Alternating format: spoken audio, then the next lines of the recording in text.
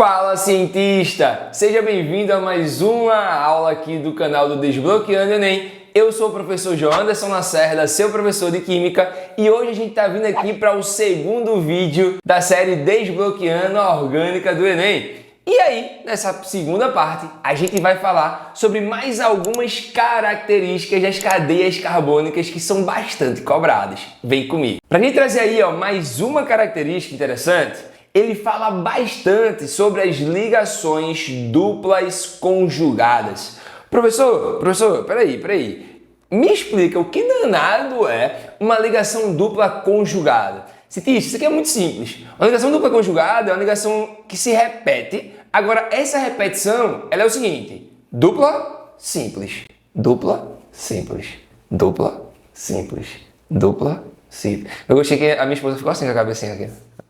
Ela é a minha filmmaker aqui hoje. Filmmaker buchuda. Vocês têm uma filmmaker buchuda? Vocês não têm uma filmmaker buchuda. Ó, vai aparecer ali uma cadeia carbônica onde essas ligações simples e duplas, elas se alternam. Então, se você observar aqui, ó, fácil. Uma simples, uma dupla. Uma simples, uma dupla. Uma simples, uma dupla. E assim sucessivamente. Quando você tem esse tipo de repetição, a gente fala que ele tem ali ligações duplas conjugadas. Beleza? Vamos embora para mais uma.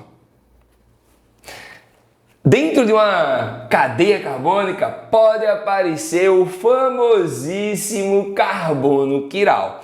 Professor, o que danado é um carbono quiral? O carbono quiral é aquele carbono que vai ter sempre 4 ligantes, tá? Então ele não pode, o carbono quiral jamais, vou botar aqui de vermelho, ó, não tem ligação dupla nem tripla. Como a gente fala de um carbono quiral, ele precisa ter os 4 ligantes diferentes entre si. Como assim, professor? 4 ligantes diferentes entre si. Pessoal, vou pegar aqui um carbono para ele ser o central. Ele não pode ter nem dupla nem tripla, então ele tem que ter 4 ligações simples. Só que aqui, olha o que eu vou fazer. Eu vou ligar um deles, vai ser um hidrogênio. No outro vai ter um OH. No outro eu vou colocar aqui um CH3. Eu vou colocar aqui, ó, um CH2,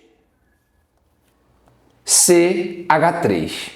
Cientista, se você for observar aqui, você vai ver que todos os ligantes desse carbono central, eles são diferentes entre si. Eu tenho aqui, ó, um hidrogênio, que é totalmente diferente de um OH, que é diferente de um CH3, que é diferente de um CH3-CH2. Quando você tiver todos os ligantes desse carbono diferentes entre si, a gente fala que esse carbono ele é um carbono quiral. Quando a gente for estudar isomeria, a gente vai ver por que esse cara é tão importante. E no momento que aparece um carbono quiral, a gente coloca um asteriscozinho em cima para representar. Então, se vier do nada uma cadeia carbônica e aparecer ali, ó, um asteriscozinho, tá? Ó, já fica ligado que esse carbono ele é quiral. Essa daqui ela é super interessante. Ela fala sobre cadeias que podem ser polar ou apolares. Você diz, quando a gente está falando aqui de cadeia carbônica, de compostos orgânicos, a gente vai ver que vai ter ali, ó, uma sobressaliência muito grande, de uma grandiosa quantidade de compostos que são apolares, tá? Por que, professor, que a maioria desses compostos orgânicos são apolares? Por se tratar apenas de ligações entre carbonos e hidrogênio, essas forças, né, de atração dos elétrons, elas vão se anular e não são formados polos. Agora, quando começam a aparecer elementos como oxigênio, fósforo, enxofre, nitrogênio, isso daqui pode acarretar uma cadeia carbônica do tipo polar. Agora, sabe uma coisa que é bem interessante que a gente pode fazer uma análise e perceber as duas situações? É quando a gente estuda, por exemplo, o famoso sabão, que a gente vai falar mais sobre as reações de saponificação nos próximos vídeos, tá? Professor, como danado é um sabão? O sabão, ele é um ácido graxo, ele é derivado de um ácido graxo, tá? Que tem uma parte apolar e uma parte polar. A gente chama ali o sabão de um composto anfifílico. Já anota aí, tá? Como assim, professor? Me dá aí essa diferença. A molécula do sabão é mais ou menos assim, ó. Você vai ver de um lado uma grandiosa cadeia carbônica aqui, ó, com um monte de carbono. 1, 2, 3, 4, 5, 6, 7, 8, 9, 10, 11, 12. Lembrando que cada extremidadezinha dessa aqui, ó, simboliza um carbono. Deixa eu colocar de outra cor para vocês verem melhor. Ó, cada extremidadezinha dessa aqui simboliza o carbono. E quando você tem esse monte de carbono e de hidrogênio, você tem uma região apolar. Por quê? Essas forças se anulam. Você não tem polos. Então, ela é uma região apolar. Ou então, quando essa molécula ela é simétrica. Se ela possuir simetria, pessoal, o que dá na simetria? Que quando, ó, imagina nossas mãos são simétricas, elas se sobrepõem umas às outras. Quando isso acontecer, quando você passa um eixo de simetria e você vê que um lado sobrepõe ao outro certinho, fica ligado que essa molécula é apolar, porque as forças vão se anular. Agora, observa bem essa parte aqui que você tem do sabão. Essa parte, cientista, ela é uma parte polar. Por que ela é uma parte polar? Porque se você observar aqui, ó, você tem um oxigênio negativo e um Na+, né? Você tem aqui, ó, uma diferença de polos. Você tem um positivo e tem um negativo. Então você tem aí uma região que ela é apolar e uma região que ela é polar. E aí, ó, como é que o Enem vai cobrar isso? Principalmente na parte de solubilidade.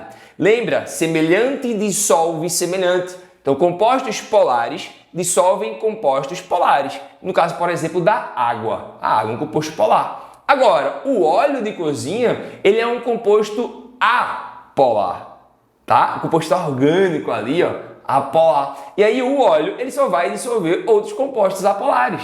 Você parte a jaca, dentro dela ela tem um mecanismo de defesa que a gente chama aqui popularmente de visgo. Esse visgo é um tipo de cera que quando ele pega nas nossas mãos, aquilo ali gruda de uma forma que não sai de jeito nenhum. Se você for lavar com água, você vai ver que não vai sair. E aí o que a gente faz? A gente limpa as mãos com óleo. Passa óleo na mão e o óleo ele vai dissolver o visgo. Por quê? Semelhante dissolve semelhante. O visgo é apolar e o óleo também é apolar. Só que aí, ó, a gente sempre comete a gafe de ir na pia lavar, tirar o óleo da mão com água. Não vai sair, porque a água é polar e o óleo é apolar. Aí o que a gente faz? Utiliza o bom e velho sabão para poder solucionar esse problema. Então fica ligado que dentro do Enem, quando ele falar sobre cadeias carbônicas, situação polar e apolar, é assim que ele vai cobrar. Vamos praticar? Vamos resolver aqui um exercício para isso não sair da tua cabeça. Vamos nessa? Ele diz o seguinte, ó. O Prêmio Nobel de Química, deixa eu pegar aqui o marca-texto, né, pra gente. Lembra que marcar o texto é extremamente importante para você lembrar o que está acontecendo. Tem duas formas de o Enem cobrar essa parte de orgânica. Ou ele dá um texto e fornece informações e as alternativas são cadeias carbônicas, que é exatamente o que a gente tem aqui. Olha as alternativas, são cadeias. Normalmente o aluno ele vê isso aqui, fica assustado e pula. Não pula, que isso aqui é uma questão muito fácil, tá? Ó, o Prêmio Nobel de Química de 2000 deveu-se à descoberta e ao desenvolvimento de polímeros condutores. Esses materiais têm ampla aplicação em novos dispositivos eletroluminescentes, os LEDs, células fotovoltaicas e etc. Uma propriedade-chave, ó, isso aqui, ó, isso aqui, tudo no texto, é o famoso perda de tempo. Não serve para nada, não vai adiantar nada pra gente.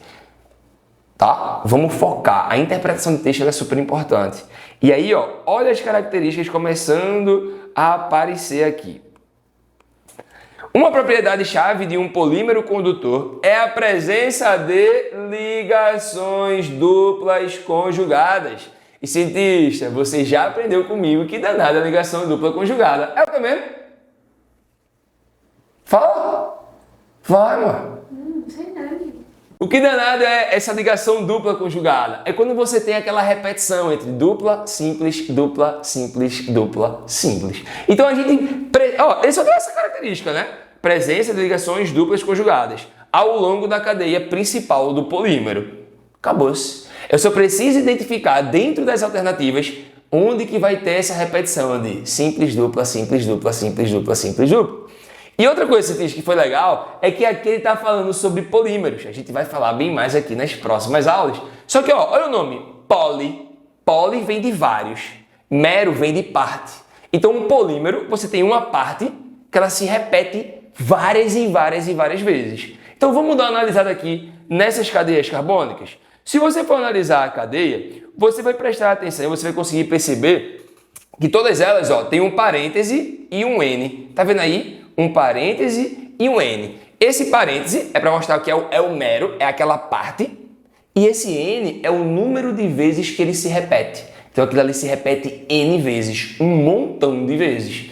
Então a gente tem que procurar ali, qual é a parte que tem simples, dupla, simples. Vamos lá? Olha aqui a letra A. A letra A começa assim, simples, simples, aí ele fez, simples, dupla, simples, dupla, simples, dupla, mas simples, simples, simples.